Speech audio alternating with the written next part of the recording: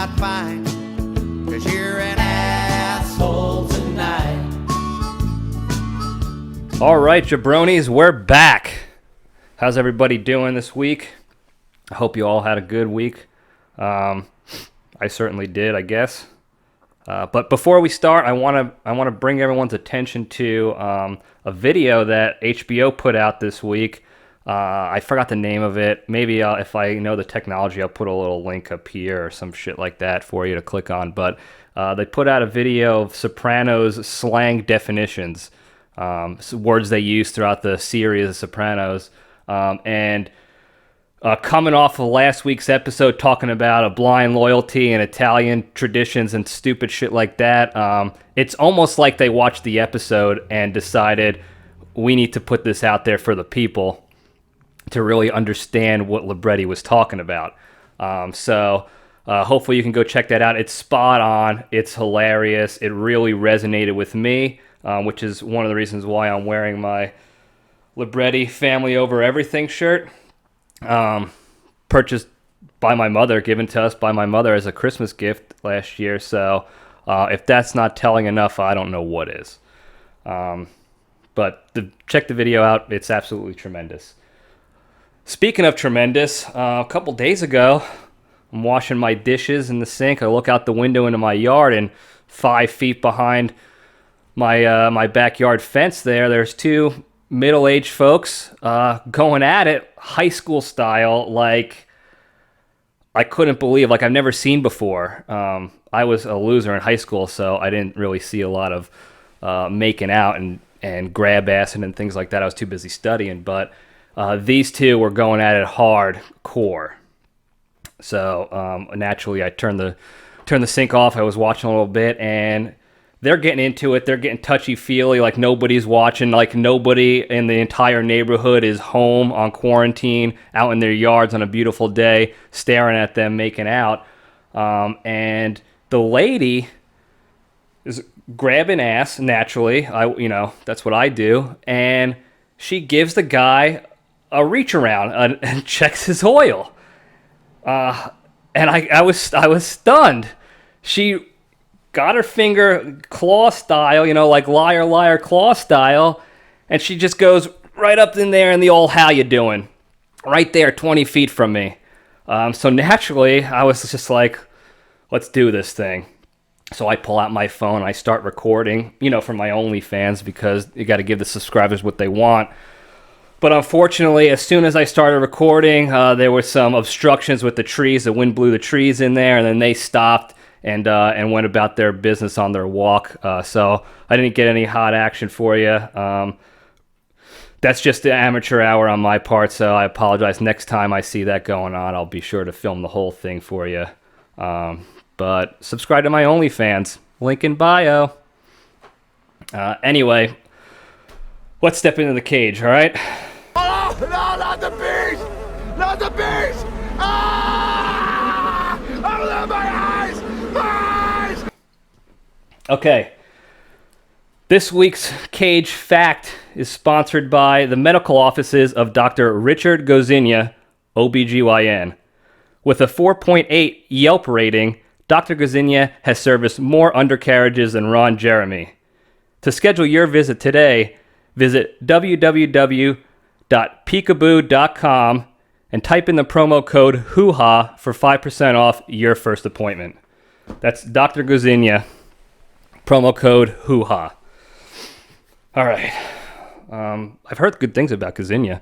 A lot of good experience. I think my mom went to him back in the day. But anyway, fact of the day, Cage fact. So as we talked about last time, Cage changed his name to Cage because of Luke Cage, a comic book character. Nic Cage is actually a super comic book fanatic, so much so that he wrote a comic book novel type of book with his son. I think he helped his son write it, really. Apparently, it's out of this world, ridiculous, just as any Cage performance or piece of work would be. So I haven't read it myself yet, but apparently it's great. I'm going to check it out. Additionally, NC was originally cast to be in Tim Burton's version of Superman. Now, I know a bunch of you have probably seen like the old video footage of him, you know, in the costume with his long hair. He looks fucking incredible. I'm really sad that they canceled it. So is he, apparently, because he's such a fan of comic books. But he sort of got his day in the sun later on. He ended up playing a role in that superhero type movie Kick-Ass, which was great. And then he also played the voice of Spider-Man Noir in that pretty cool movie Into the Spideyverse. I really like that one a lot, not just because of him, but definitely because of him. So check that one out. But that's your Cage for the Cage fact of the day. So moving on into Jabroni Junction, or I don't know, maybe I'll call it the Mad Italian after that Ginzo restaurant in Hotlanta, Georgia. Whatever it is that I rant and get all hot and bothered about, that's what we're stepping into today. And today's topic is, because it's so easy lately, more quarantine shenanigans going on, especially in the past week. So just this week alone, we've continued as a country to sink deeper and deeper into the Mariana Trench of stupidity and lack of common sense. So much so that the bar might be too low for even James Cameron to save with his little Titanic submersible like he did in South Park. Don't think it's going to be salvageable anymore, especially after what we keep seeing both on TV and, in our everyday lives. I'm not going to talk about CNN completely just giving up on pretending to be a reputable news organization and forcing poor preteen girl Greta Thunberg onto their show as now an expert on coronavirus to be part of their expert panel. I'm not going to talk about it and how they now have taken this poor girl doing her own climate change thing and forced her to learn about a virus to become an expert over all the doctors and scientists who have been spending months and months and years even studying viruses and pandemics and figuring out ways to beat them, and who are not experts yet. Now CNN wants the sheeple to believe that this poor girl, is an expert now. So I'm not going to talk about it, though. So stop trying to get me all riled up. I'm not talking about it, okay? What I will talk about, though, is how grocery stores, in their fight against the virus, they're putting saran wrap around credit card readers at the cash registers. Which, and you're probably thinking, that's a good idea. They put the saran wrap on there, the plastic wrap, cover it. A customer goes and uses it, does the little do on the card reader. Then between customers, you either spray it or wipe it down, the saran wrap, or you replace the saran wrap, right? Wrong. What the grocery stores are doing is leaving the saran wrap on the card reader, and that's it for the rest of the day. So now, in the mad rush of grocery store shopping that people are doing because there's nothing else to do, they're all in there with their dirty fingers after they picked their nose, have sneezed on their hands, or done whatever they did, I don't want to know, and on the card reader on the saran wrap. They move on. 5 or 6 people later, now it's my turn to get my hands filthy, dirty, and germed up on this disgusting plastic wrap that's just soaked in virus, soaked in American people's stupid, fat, disgusting grease and grime and what have you. Now, I guess it's the illusion, maybe, of safety precautions, that just this visual deterrent is letting us know that the grocery stores see the problem, and they're doing whatever they can to minimize the effects of the virus and the pandemic on us. Maybe that's it. I don't know. Maybe I missed a memo that there's a credit card readers matter movement or some shit like that. I don't know. But either way, the only thing getting protected is the credit card readers, which is fine, I guess, whatever.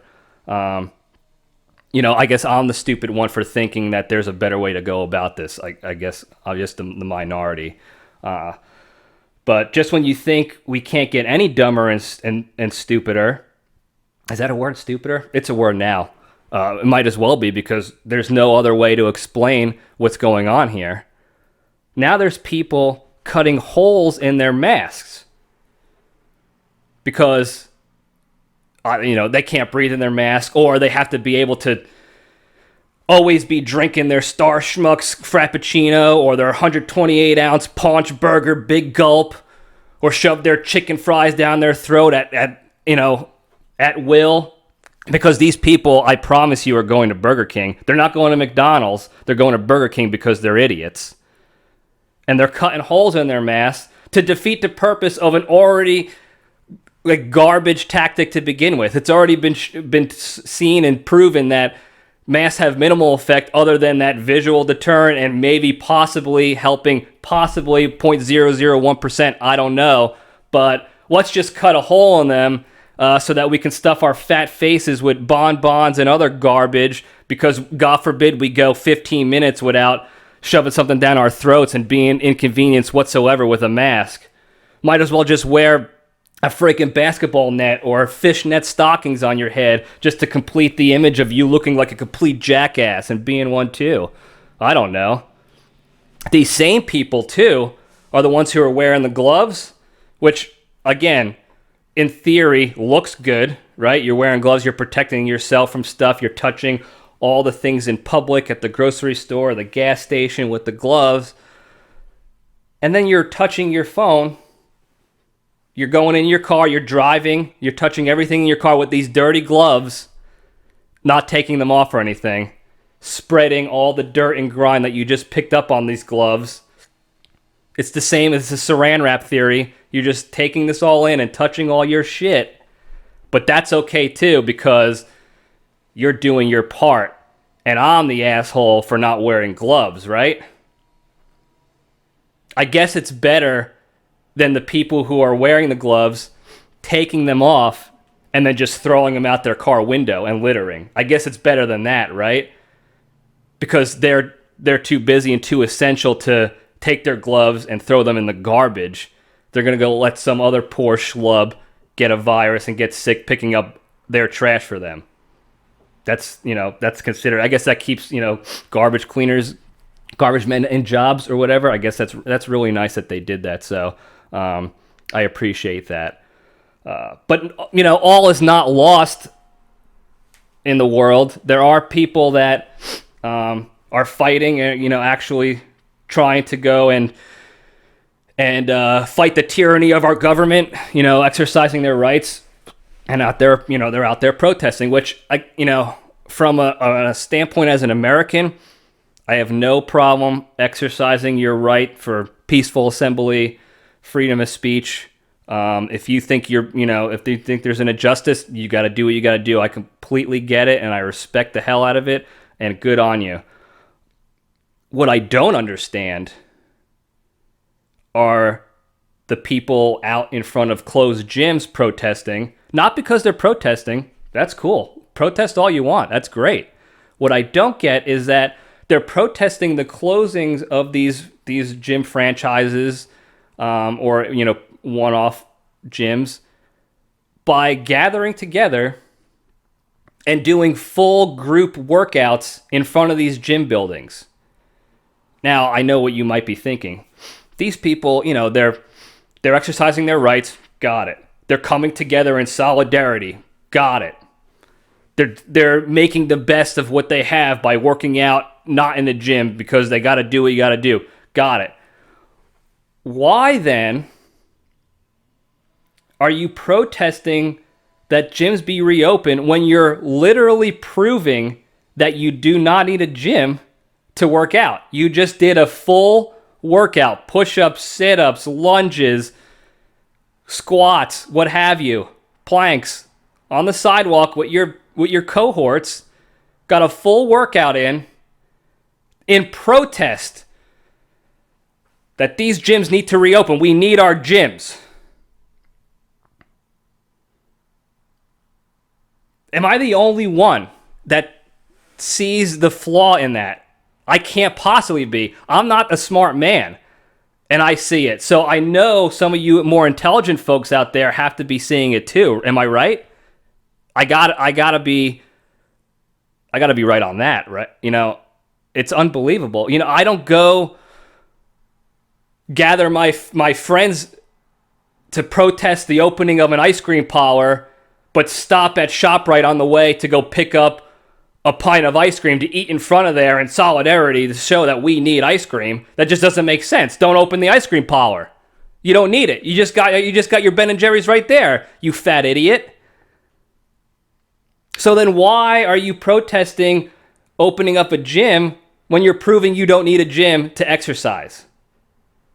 And this is coming from me, someone who loves the gym. I work out all the time. I think it's super important for physical, mental, emotional health to work out and exercise as often as possible. And I love the gym. I like going. I wish it were open.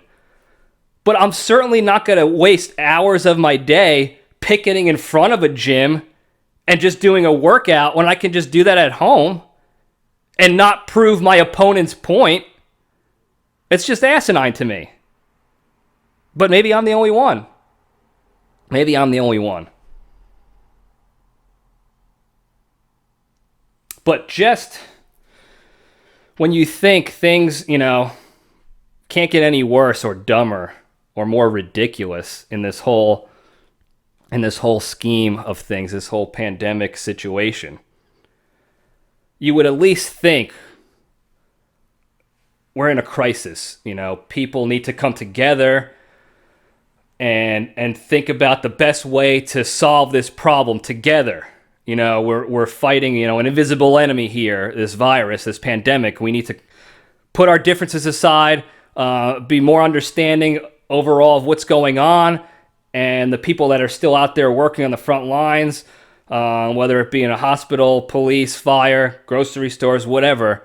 We need to be more understanding, come together. You would think that would be the general consensus. Not the case. Not in 2020, folks. Okay, maybe in 2001, maybe back in Pearl Harbor when tragedies hit and we came together, but not now. The first world rage and entitlement and ungratefulness still runs high in America. And that's another thing I just can't believe.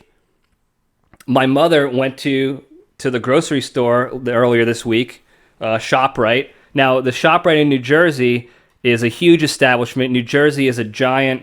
It's just jam-packed with people in her particular area. So this ShopRite decided to open 24 hours. That was pretty accommodating considering they're working lower salaries, lower employee numbers, and they open 24/7 so that you can go in when the crowds are less, you can go in late at night when it's a little quieter, it's a little less likely that you're going to meet somebody with the virus, whatever. It's actually a good idea and it's appreciated. So Crazy Carol goes in there at 5 a.m. and there's 5 total customers. Okay? 2 cash registers open. There's the self-checkout and the human line. 5 people are in between 2 lines.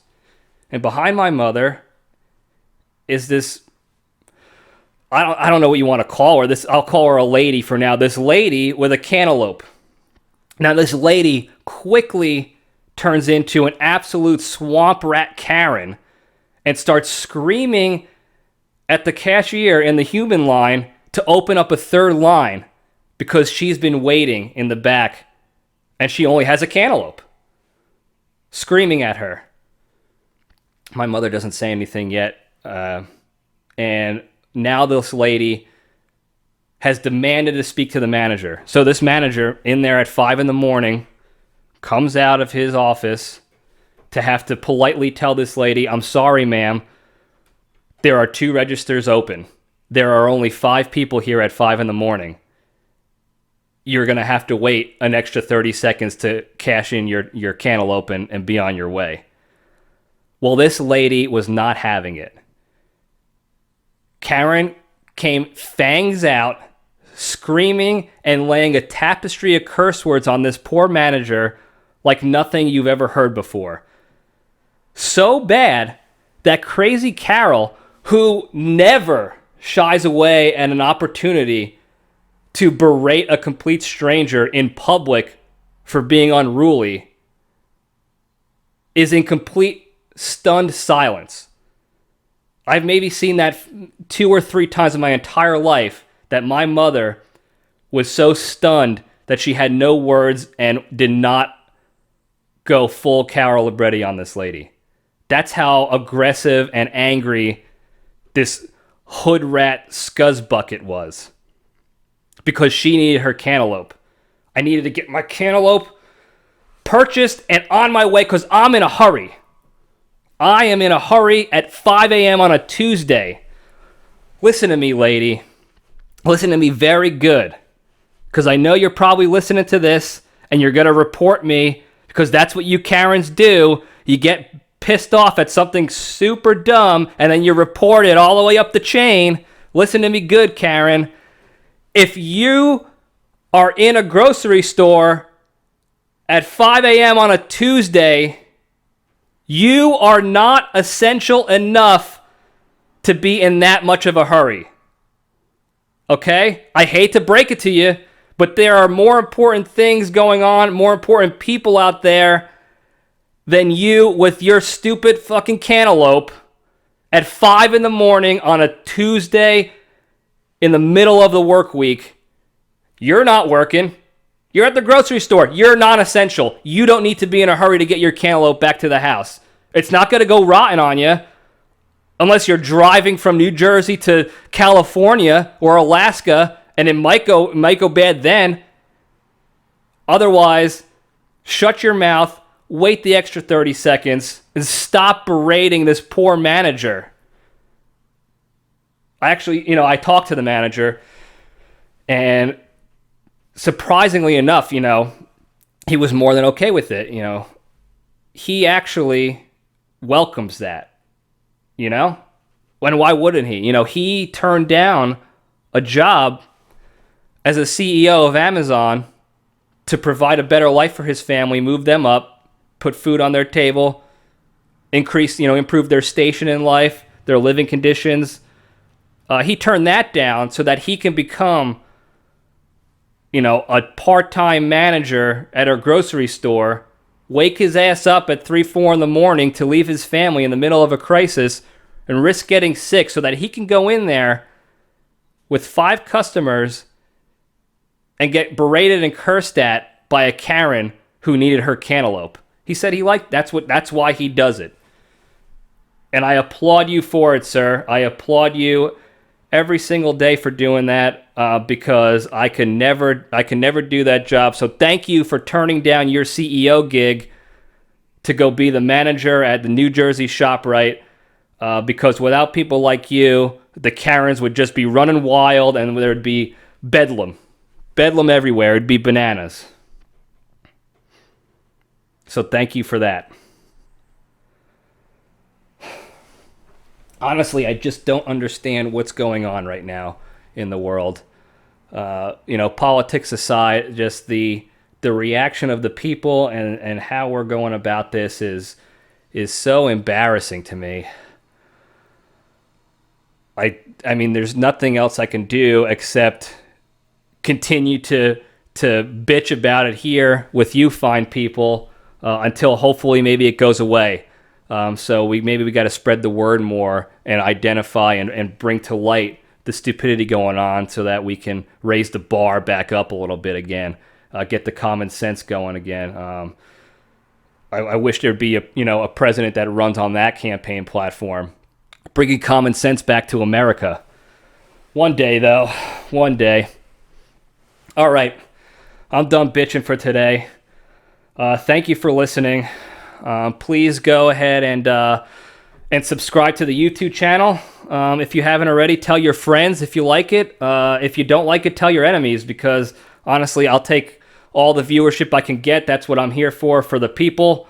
So please go ahead and tell everyone you know. Also on Anchor Podcast, and most recently it's actually on Apple Podcast now, and we're still working to get it on Spotify. So go to Apple if you're on the road. And you can download it there and listen to it there.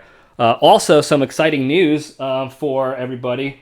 I recently started a Instagram page for for the podcast. So it's going to be at LPDS, Libretti Podcast Diary Show, on Instagram. That's at lingerie peepee dick sexy on Instagram. So go please sign up. Sign up for that. For those of you who actually followed my troll page, Anthony Rigatoni, Tony Riggs, I just changed that page to the podcast page. So if you were already following that, you're good to go. You're going to be already following the podcast Instagram. But I'm going to be posting, promo videos on there for upcoming episodes, a bunch of shenanigans and tomfoolery on there. So go follow it, check it out. Also, another big thing we're going to be doing is I'm going to be putting up poll questions on there for people to submit votes, and then that next week's episode, I'm going to take that question, discuss the results, and provide a little back and forth debate on the topic itself. So please, go check that out. It's up and running. Go check out the question for this week, and I'll put it up on the story so you can vote, and then I'll submit a post for it on Instagram so you can see it, and then we'll discuss it on next week's episode. So the question for this week, the topic this week is who would win, and I'm reading my little notes here, who would win in a marathon best of 7 thumb war? Tom Hanks, Forrest Gump, or Will Sasso, prolific comedian, plays Kenny Rogers, was one of the movers in Happy Gilmore, moved his grandmother out of her house, that Will Sasso. So who would win in a thumb war? Keep in mind, this is a best of 7, strict by the book rules. None of that, cherry bombs or using your pointer finger or moving your arm around. This is by the book. No nonsense. Thumb war, best of 7. You got to have the thumb down for 1, 2, 3, 4. I win the thumb war. Okay, think about it. And then next week I'll discuss, the pros of each competitor and who I think might have the best chance of winning. So check it out, and it should be a good time. But thanks again for listening. I hope you enjoyed, and yeah, I'll see you next week. Stay strong. And I was talking to your mother just the other night. I told her I thought you were an asshole. She said, yes, I think you're right. And all your friends are assholes, 'cause you know that